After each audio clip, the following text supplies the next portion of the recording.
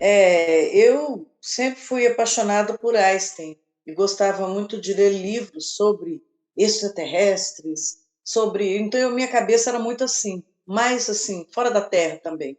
Então, quando conheci a fé, eu gostava muito desse assunto. Então, eu me encontrei muito naquele princípio da harmonia da ciência com a religião. Pronto, isso me comprou assim de cara, sabe?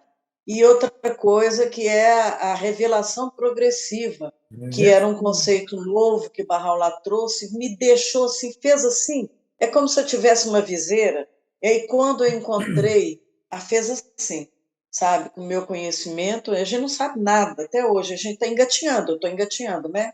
sem Tá. dúvida. Mas acontece que eu não sabia sobre Mohammed, que Maomé, eu não sabia.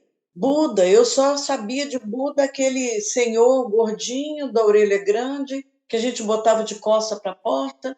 Eu não sabia quem era. Krishna, eu nunca tinha ouvido falar. Zoroastro, eu só tinha alguma noção porque os reis magos eram zoroastrianos. Pouca gente até hoje sabe disso. É, Então, quando eu fiquei sabendo que os manifestantes de Deus, que Deus, na misericórdia dele, tinha mandado esses é, mensageiros para educar a humanidade, que a humanidade evoluía e que em cada época de evolução da humanidade vinha esse manifestante divino para educar como professor, como médico e tudo. Eu falei, gente, mas é tudo que eu pensei e não sabia que eu sabia, que eu pensava assim. esse é Então um, foi como se encaixasse. esse é um sentimento que a gente ouve, olha, a minha vida inteira, como Bahá'í, eu ouço isso e eu também tenho esse mesmo sentimento.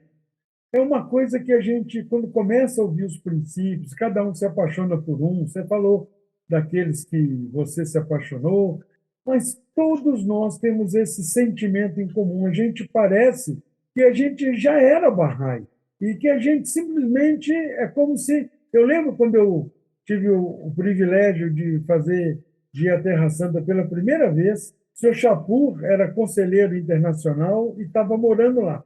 Eu lembro quando ele Ah, nos encontrou, Verônica, minha mãe e eu, ele nos abraçou, assim, os três, e olhou para nós e falou assim: estamos de volta na casa do Pai. E realmente, hum, olha, Israel, outro país, outra língua, outra cultura, mas de fato parecia que a gente estava voltando para casa.